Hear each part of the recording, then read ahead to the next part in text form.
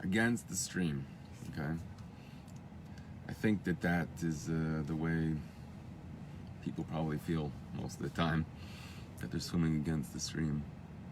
I've spoken about the way the sun has to fight against the whole universe to be able to go its direction. I wrote a poem about the sun actually this morning, but you don't see the sun directly in this. You can't look directly into the sun, right? Shade of birch. The goldfish swims against the horizon. Okay, are you sailing off into the sunset? How do you do that? Is it just like a breeze? Or are you swimming against the tide? Or is there a reason? Good morning. Is there a reason for why God made the whole world, that the sun has to go against the grain, against the stream? The whole world is going eastward and the sun has to go westward. I only know that because the alliterated letters, we, right? Because we're in this together.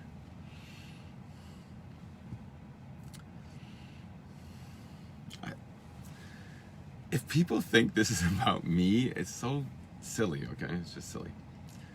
And so I'm in this world where I have to hear that voice from people that are, okay, I don't want to, but you know, like, people don't want you to have a voice. No one wants someone to assert themselves as a leader of men.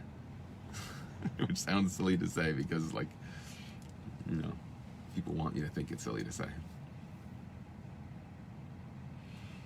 I just think there's no leader, so I'm trying to blaze a path with other people. I don't think it's me. I think there's an awakening. And it just happens to be that when I'm choosing those people who are representing the awakening, they happen to be the people like Rabbi Merkur, like Rabbi Jacobson, these type of people that think outside the box and do it for a holy purpose. And I think that's inspiring. And if you saw that shir, I don't think many people saw it. I only got like 3 likes on my post. But it's a shir by Rabbi Jacobson on romance and tarot. Okay? He's got a different angle than me, but it's fascinating. He brings the Shir Shirim. I think his finger was just pouring over the Likutei Torah on Shir Shirim there. I don't know if he said a word inside, but that's where his head and heart was. Just like, you know, I've been saying the same thing about me, and I don't know. I think it's happening simultaneously, not necessarily cognitively, like that we happen to be on the same path. I don't think people realize that. Because it's just me who's seeing these connections, or maybe other people are also. I hear some people agree with that. So when you're in the shade of a birch, what's the birch? That's the kindling. Birch is the best kindling, okay? I know a little bit about things in the world. What do you call that? Stuff in the world? I don't know what to call that. Horticulture? I don't know. Biology? I don't know. I know a little bit because I've been on canoe trips. So you always look for birch bark, but in the shade of the birch bark, you have the sun. So you have the image of a sun here, right? With this potential to be your kindling, the fire that you use. It's the stream itself that causes you to swim harder, to make you into a greater person. Okay, you could quote Nietzsche. Look up Nietzsche on that. I don't want people to think that I'm trying to be a secular voice. That sickens me. It really does. Even when I quote Radiohead, I don't think I'm being a secular voice. I'm just trying to speak to people in their language, that's it. Be a good person, okay? Don't like bad things, okay? And if that means don't be involved with secular things, it's your decision. But at least be aware that there is such an issue. And then you interpret it your way, because you're the CEO of your world. You're the Mashiach of your world. That's our language that we should be adopting. I know that sounds crazy. If every single person is going to sit in their car and tell the world that they're Mashiach, it's laughable. But I'm thinking that is what people have to do. Not the Mashiach that sits on a throne. They're 2 different things. How do I know that? I gave a whole shir on it, okay? I quoted sources that to me are God's word verbatim. You don't like that? Change the channel. This is God's word verbatim. And to me, what the Rebbe's teachings are the innermost depths of God's wisdom. So how could you get more holy than that? To me, there is nothing more holy. And that's why there's going to be one person to sit on the throne, and that's the real Mashiach. Anyone else who says differently doesn't mean that. So I'm Mashiach. Why? Because you're Mashiach. That's why I'm Mashiach. And because the Rebbe is Mashiach. That's why I'm Mashiach. Be the Mashiach of your world. Open up the Nitzutz of Mashiach that is opening up now globally, through ideas, through technology even. But that's not my thing, so I can't talk about it. Through science. Maybe not through ethics so much these days, right? Unfortunately. Oh, so that reminds me of a very important topic. I remember my topic now. Someone close to me said, when it came to voicing an opinion that I don't think was necessarily invited, about whether it's good that I'm like reaching out to the universe, I'm told by this person, just keep Torah mitzvahs, just do good deeds, give tzedakah. That is the way. That's our avodah in this world. Said with sincerity, like this person really meant that. I think they're completely wrong. Completely wrong. Missing the point 100%. Yes, you have to. Everything has to come from a good place. You want to have to give. But what is the ultimate gift? Not when you give someone $5. I can't stand when people come up to me and just like all they want to do is talk about, give me a dollar. It's like, talk to me. I want to help you be a healthy person, not to collect $1 from you, $18 or whatever. If I'm a tycoon, I'll do that also, but looks are deceiving.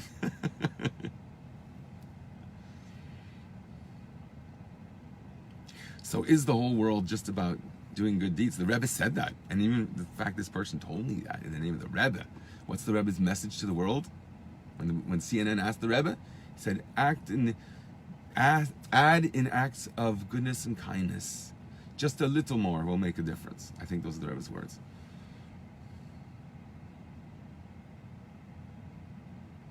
So it's definitely well-founded. However, since that event, when the Rebbe told the world that, he told the world that everyone has to be a leader. Those are the Rebbe's words to me. Those are the pivotal words of all of godly service. The pivotal, that is the revolution of Mashiach, to make everyone a leader. And that's what the Rebbe did on the 28th of Nisan, 5751, 1991. That is the pivotal moment, and we're not waking up to it. I'm trying to wake up to it. It took me 25 years, I don't know. I haven't been from for 25 years. It took me, I don't know, 18, 20 years, I don't know.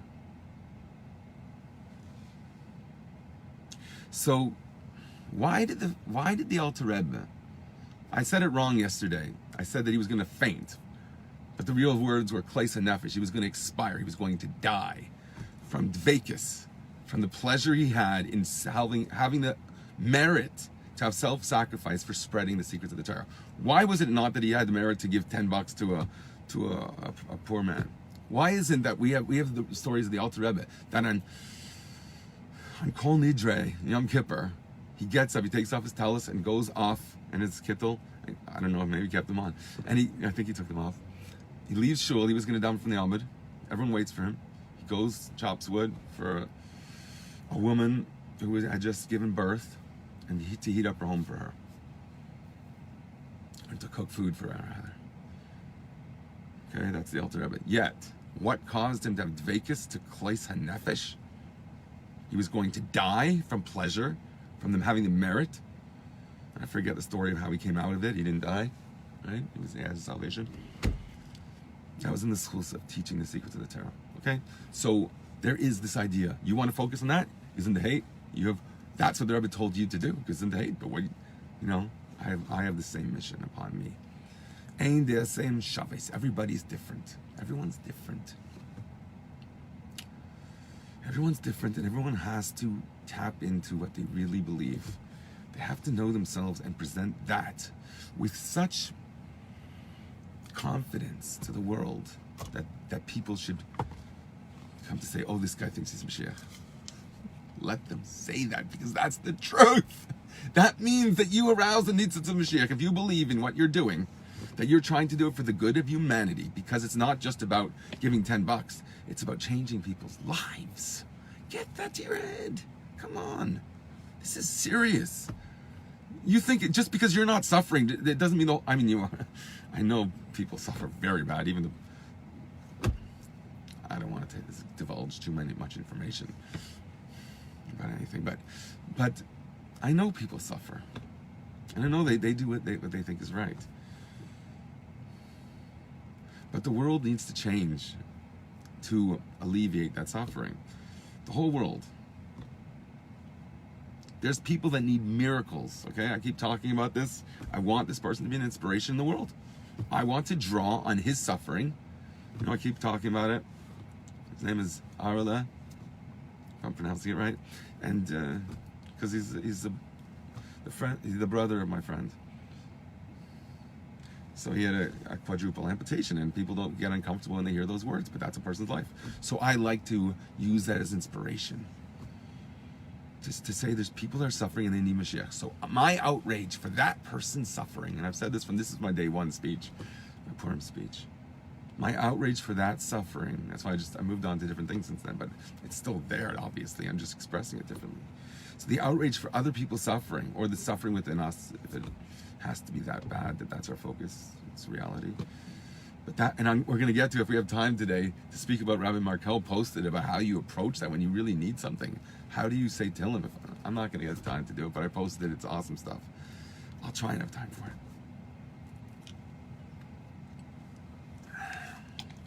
So, if you have the opportunity to share ideas with people and help people, to inspire people, I think that is at the same level of merit, because I've drawn them together in my mind, so I'm going to figure out a connection, right? Between what I just said about having real compassion for the suffering of others, to the extent that you want Mashiach to come so they can have their miracle. I think there's a connection there. Okay, you figure it out. I have lots to say. How was everyone this morning? Quiet, I see. They're all driving. That's when I would be able to do this, if ever. While you're driving. It's a fun time to listen to these things, I think. Okay, so I posted about the awesome words, Karaveltheit. Okay?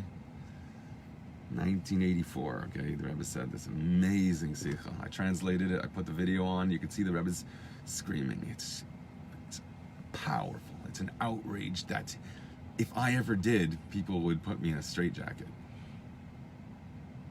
Okay, but the Rebbe's doing it, and the Rebbe, people know who the Rebbe is. He's able to express true outrage. So yeah, we watched that and be shooken up. That shook me up to my whole core when I saw that video. I think this is the one. I didn't look at it in the whole, but it's got the right title, so I think it's it. Okay. So I got a really fascinating shtickle terror here. Eitzer HaChochma, okay? This is amazing. I got another one I want to teach, and then I have something I want to say about how these. So look at today's Hayom. Maybe I'll just direct you to there. Okay, I don't have too much more insight to say about it than what's written there. The foundation is still whole after the destruction of the Holy Temple. It's still intact. There's some beautiful words in it that are going to get me crazy if I get into them. It says, "Ani yeshena b'libi er." I'm sleeping, but my heart is awake. Oh, what beautiful words. Then it says in the Medrash on these words. I think that's from Mishlei. Okay, look at the source, I don't know. It says in the Medrash on this, Ani yeshena mina mitzvahs. I'm sleeping from doing mitzvahs. V'libi er l'gemilas chasadim, but the core is intact. I want to reach out to others. This is a distinction between what we were saying before about live a Torah lifestyle, and that's enough. Give tzedakah, it's enough. This is about a distinction between that and just wanting to help others and not necessarily doing mitzvahs. So it's a state of exile. The person is not acting as he should because he doesn't know the Torah. So how are you going to get the Torah? How? How are you going to spread the Torah with $18? And he's showing me that tzidkes or tzedakes, the libi erla say some. I don't even give that much tzedakah, but my heart is compassion. I want to be able to do that. I want to be able to overcome this anxiety that does not allow me to give what I should to the world. So it says here that it's only the structure itself. It's only the structure on top that was affected in the devastation of what we're marking now the 3-week period of mourning the destruction of the Holy Temple and all the people that were, the whole Holocaust, basically. But the foundation is intact. The Jewish people are strong, very strong, and we are going to take inner strength based on Torah. And if it takes the secrets of the Torah to wake people up, as it should, then I am going to give that with all the sunglasses and shtuyot that I have. I don't care, okay? I have to wear sunglasses because of the sun. Sun bothers me, okay? But why should you not want to make the words of Torah be attractive so other people will want to listen? What is wrong with that? Oh my goodness, people are so crazy, so fearful. What do you think the glory was given to people for? The billionaire was given $1 billion to build a yeshiva. For goodness sakes, it's so obvious. Or to whatever. Put yourself, if you need a Lamborghini to feel on top of the world, and I can afford it, so buy the Lamborghini and then take the message of God to the world. Be that Avram and Sarah. What are you so afraid of? I'm saying this, I would scream these words at the top of my lungs, but I'll have to look in my rearview mirror every second. I once saw a guy being taken away in a straitjacket. Not pretty. That was not pretty. It was at a Grateful Dead show. A long time ago. That's my experience in life, sorry. I apologize to all the people that find that offensive. I mean, if there's a surfer rabbi, I think that's really cool. I don't know what a surfer rabbi is. I think that's really cool. Let him be a surfer rabbi. Let him inspire people. Karl Bach, okay, the Rebbe made a distinction, but his approach, how could you judge? I mean, the approach that was in line? I don't know what people do. I have no idea, literally I don't. But just what I've heard, in general. Okay, so let me get into this amazing Torah, okay? There's an investment that a person puts himself in the mindset of the needs of this world. Person has to use the appropriate time, which is probably talking about davening. When he feels some broken-heartedness, it's telling you how to daven. This is shmak. Or even physical ailments or pain in one's body. God help the sick. It doesn't make sense that any God's children should suffer even a little bit. God help the sick, please. But when you feel brokenheartedness, even if it's about your physical ailments, you should immediately go aside and stand by the wall, and he should say a chapter of Psalms, and it's better if he should say a chapter of Psalms, who means if it was something that was relevant to what he was nervous about or upset about or worried. For example, if he's worried now about his enemies, he should daven a kapitel Tehillim regarding Ma Rabu Tzarai Rabim Kamim Alai. He gives a pasuk. Hashem Ma Rabu Tzarai Rabim Kamim Alai. How bad, how difficult are my challenges? The masses are standing upon me. If there's another concern he has, he should daven Yispal Tivati Biyavin Tzula. Okay, those words are eluding me a bit. Like with a fine net, it seems to say, if I got the words right. I've been sunk into a net. I don't know, someone help me with those words. I posted it, I think. My eyes will lift up to the heavens. Wherefore comes my help? Not that a person should rather just run in from the street, and start saying words and davening without his heart in it, without his mind in it. Rather, a person should first contemplate the things that are bothering him inside. Those things that are preventing him and withholding him from opening up to all the great blessings that are pouring on people now, if they just open up to them, each person in his own capacity, in measure. I hope that you only see success. Those things that are preventing you, holding you back. The voices that are telling you just suffice with giving $18 to tzedakah. So what's wrong with that? $18,000, whatever you can afford. What's wrong with that? To go before the world like a narcissist maniac? What the heck? I hear those voices. I know people are saying that. Maybe not you, but you're not them.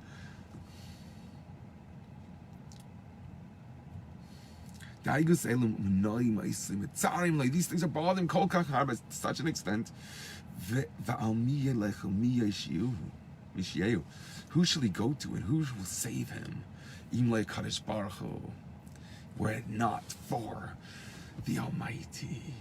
Okay, and I don't say that word usually about God, but this means the Almighty, Kol Yachol, the omnipotent of Harachaman, which is synonymous with the merciful Father. Someone said you can't say our Father. I don't know. They think that's Christian. I have no idea what they're talking about. Av Harachaman, whatever you want to translate that. That's what I mean. Chas v'shalom, to ever think that we'd ever talk about a different religion. Our religion is firstly the purity and the truth, but it's also the beauty. That's what people are afraid to behold. In davening, you're beholding Pnei Hashchina. You don't believe me? The Alter Rebbe said it. I'll show you where. All that you have to do is shut up and listen to the angel's wings cracking in space, making these sound at Rosh Gada. Think about the size of an angel, a third of the universe, whatever that means, and how far they travel in each flap, and the sound that the prophet hears to bring on prophecy, the words of God, comes through that. When you behold the Pnei Shechina, when you're davening, like the Alter Rebbe says to daven Likutei Torah, and you're beholding the Shechina, which it happens through Achdus. I've spoken about that at length. You have to be sensitive to people. If people want you to take your picture down, you take the picture down. Why? Because be sensitive to people. Try and find a forum that's more appropriate. If you have to make a private group, so do it. It will be an elite private group where you could make pictures of yourself as a superhero. I'll make everyone a picture of themselves as a superhero. I'll do that for them. Okay? That's my ice bucket challenge. You come to me, you want to see yourself as a superhero? I'm an artist. I think that'll be fun. Okay? And you want to do it with me? I'll give you an app that's awesome, okay? It took me like 2 minutes to make, I think, a really cool visual. We need visuals. What are people afraid of? They're so worried. Someone's going to throw me in a straitjacket. Someone's going to tell me I did something against halacha. Tell me, I'll stop. You want my picture off? I'll take my picture off. I'm sorry. I'll try and be more sensitive. Makes me look like I'm the Mashiach. Yes, I want to be a superhero. I want fire to blaze out of me. So it's so bad. It's so childish. Okay, so what? You're childish too. Everyone's childish. And if they're not, they're repressed, which is way worse. Way worse. They're cynical, even worse. You want to be cynical? Better to be even narcissistic, maybe. Maybe. Probably not. Right? That's what the Torah says. The root of all evil is narcissism. No, it actually says, gaiva. Which is essentially narcissism, maybe. Okay. So he approaches his merciful Father. And he approaches his holy throne. You want to have a visual for what that means? I've spoken about it at some length. At least envision a sapphire throne where you could see the glory of Hashem through it. Okay? You want to behold things. People are attracted to inappropriate sights. Use this as the power. I'm telling you that's the solution. It's not true what anyone else says. Mic drop, I don't know what they say. I haven't listened to it, but probably they're not saying this. Maybe they are. I'm telling you, this is the secret. If you want to behold something that you're attracted to, learn the secrets of the Torah. I'm telling you from the bottom of my heart. Okay, if I was an evangelist, I don't know what do they do? I don't watch them anymore. I used to come home 2 a.m. and watch funny things like Shtuyot on the TV, and that would probably be one of them, because it would be laughable to me. And okay, sometimes you can't avoid seeing these crazy posts of people, but like just ridiculous things. I get immediately unfollow them if they're too ridiculous. But you know, sometimes you can't help the craziness that these pastors are doing. It's so crazy. You think I'm crazy? Oh my goodness.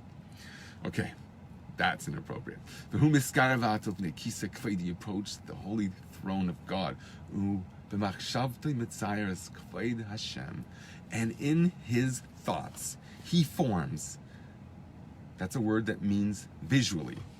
Okay, so I know I gave you a source. Marav Shemesh, I think, was the source that said the opposite. I gave you sources going the other way, and I think that's the way Chabad rolls on this. Here's another source. I don't know for sure if it's Chabad. It's Eitzer HaChachma. I don't know. Machshava Tuva Shapiro. Look it up. I don't know who that is yet.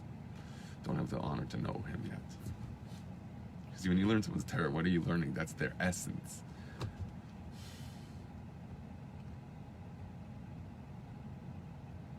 I could give you whole drushes on that, but I already have. In his thought, he visualizes the glory of God. You want to do that in a holy way, what I think would be a holy way? Look what it says in Yechezkel, look what it says in Yeshayahu, look what it says in different places, look what it says in the Chumash. Talks about the glory of Hashem, and there's a reason why they give certain visualizations that taps into aspects of the core of our soul as it merges through our personalities. That's the reality. What can I tell you? I'm not too shy to tell you that message. You form in your head the visualization of God, Sha'emed hu lefanav yisparach, who you stand before.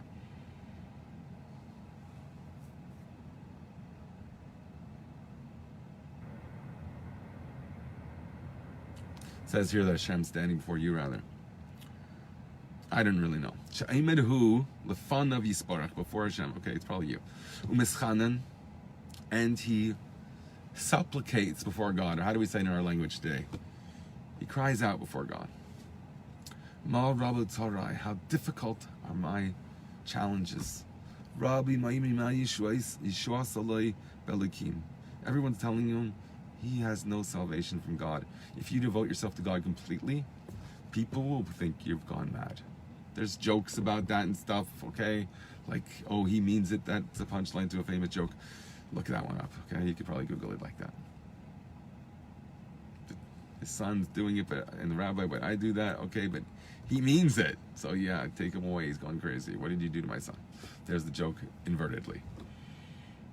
Okay, that's one source. I had another source about the way you say Tehillim, which is beautiful. And the way that you approach God. Might be a bit too long-winded right at this point. I don't know. Let's see what people are saying. I see you a kind, sensible person. You sound so responsive and natural. Your soul shines while you're speaking. Wow, this is beautiful words. Thank you. Thank you very much. Whoa. Who I am isn't important. Okay, I'm getting messages from Siri. Who I am is not important. That's so ironic and so funny. Perfect timing, Siri. As if the robot controls itself. It does. Well, God sets it in motion according to his laws of nature. That's God's will. He doesn't need to fashion nature so much. It's just a natural outgrowth. It's the healthy relationship between you and God. And then it emerges through nature. He does not have to change nature. That is the greatest miracle. Rabbi Markel posted something about that one. I saw it, okay? It's just hard for me to go through everything that he does. He's very prolific. He's got a lot of great ideas. It's become part of my morning breakfast. Because I don't eat breakfast, but I eat his words that he's posting. These amazing sources.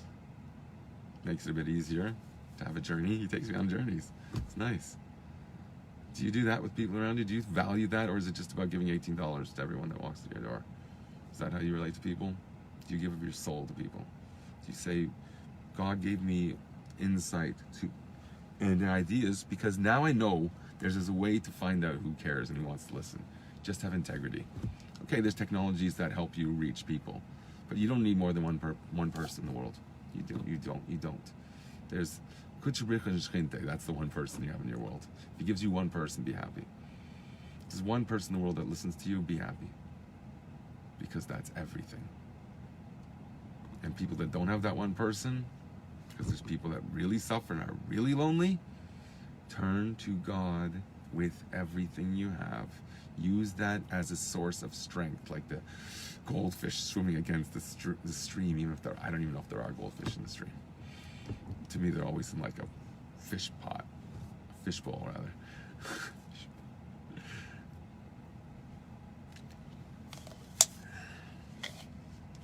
That's the glory of the sun as he flies through the universe against the grain, against the whole rotation of the universe. Why? To nullify itself before God and bowing.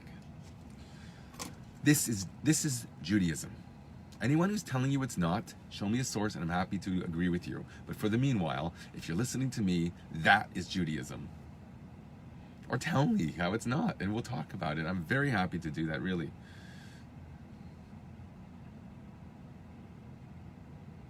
What did we start with? What were the words? I don't have it in front of me. I got my iPad with me now. Let's see if that works. Oh, it doesn't show me that. Maybe if I refresh. Against the stream. Okay, I think I covered against the stream. Did I cover my haiku properly? I think so. That's the horizon. It's the sun. Okay. Swimming against it. I think I covered all that. And the birch. Being the sun is not really there. You can't really see the sun. I don't know if that's just a poetic device or there's some significance to that. We don't look directly upon the sun. People in their state of vulnerability have sensitivity before them.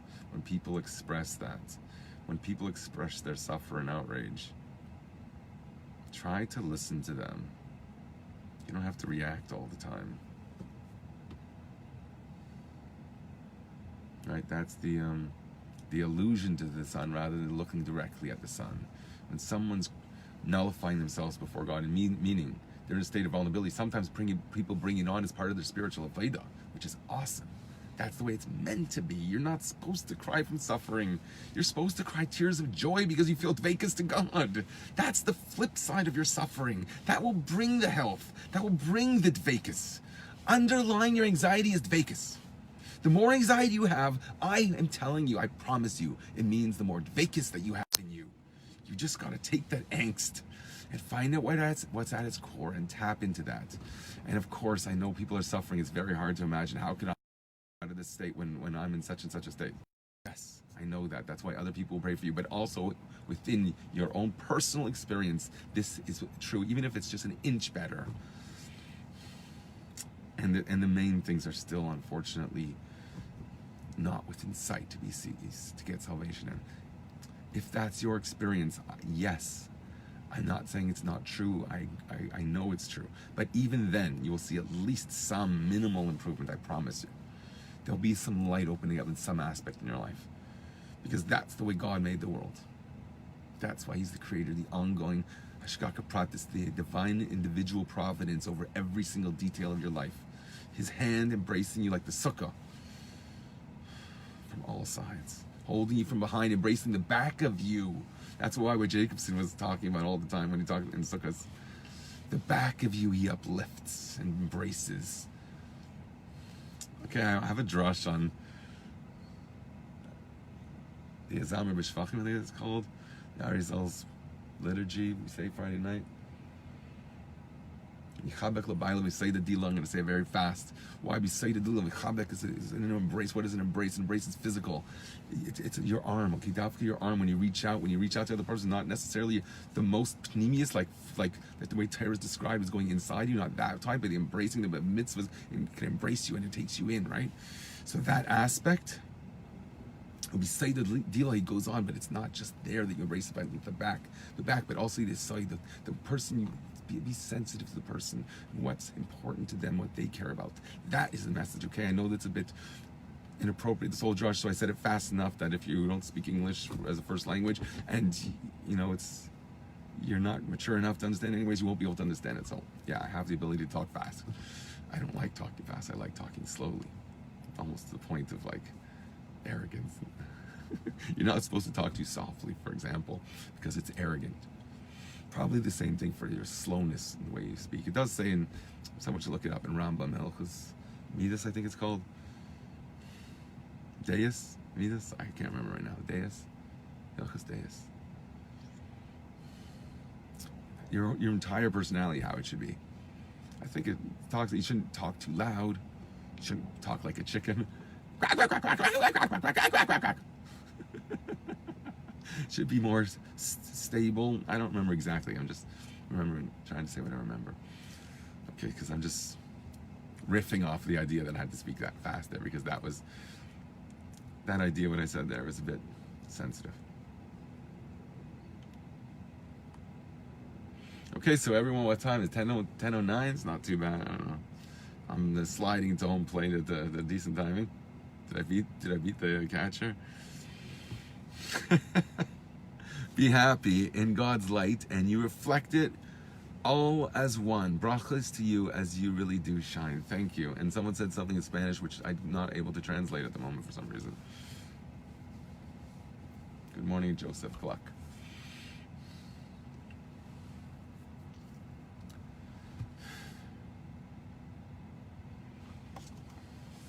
So I didn't get to say the yum yum.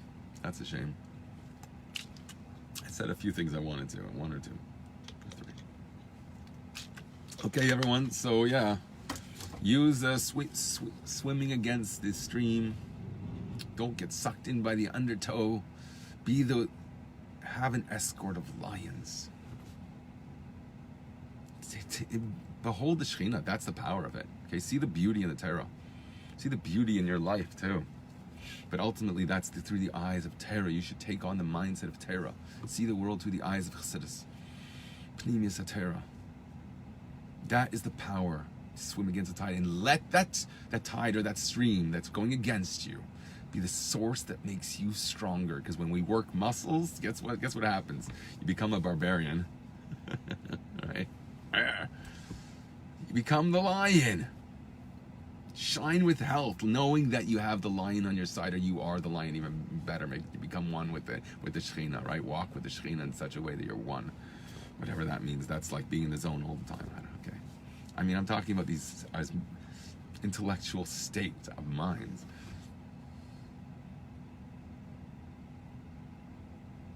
Doesn't have to be all day. 5 minutes. Get into that mindset and see truth for a minute every day. That's davening, okay, ultimately. I mean, it could be a build-up to that, because I try and use these moments to inspire myself, to feel like we're learning Torah together. And then what could be a greater schus than sharing the secrets of the Torah? I will not slice with $18. In fact, whatever, I'm not going to go there. Okay, everyone, I just want to wish everyone brachas. I hope that some of these ideas resonate and they're sources of brachas in your life, because I want to do this together with everyone. Should be a Mashiach, and we should have the real Mashiach, the only Mashiach, that's going to be sitting on a throne in Yerushalayim Kodesh, with all the world at its knees before this power of holiness and goodness, to bring goodness to the entire world. Anyone who has any decency in them will survive, I promise you. You have some decent, I can't promise that, not for everybody. I don't know. I wrote about it, like, you analyze those words to know if there's any, if it's the word lashon, the terminology is decent, or it says Chassidei Umas Aylam. Okay, that's what Rambam says in his laws. Chassidei Umas Aylam, the pious of among the Gentiles, and I think he defines it by keeping the mitzvahs of Bnei Noach because God says so. I think that's the definition. If you keep those mitzvahs that God gives to all humanity because God says so, if they do that before Mashiach sits on a throne, probably they're going to survive and have a great life. That's my interpretation. That's the way I understand it. I mean, some of them are very general, like the belief in one God. You believe in one God, you're good to other people. God created the world. God created other people, not just you. That's the source of benevolence and chesed and giving, is recognizing that. I know I speak sometimes that God is only with you, and God, everyone should say the world is created only for me. I think I've resolved that contradiction in other videos, so trust me on that one. because it's late, and I wish everyone a great and powerful, awesome, happy day. Greet someone with a smile, okay, if it's appropriate. In your circles, if you live, I don't know, in certain areas, maybe you'll get stoned if you do that. Just be sensitive to people, okay? Even people that are a little bit rough around the edges.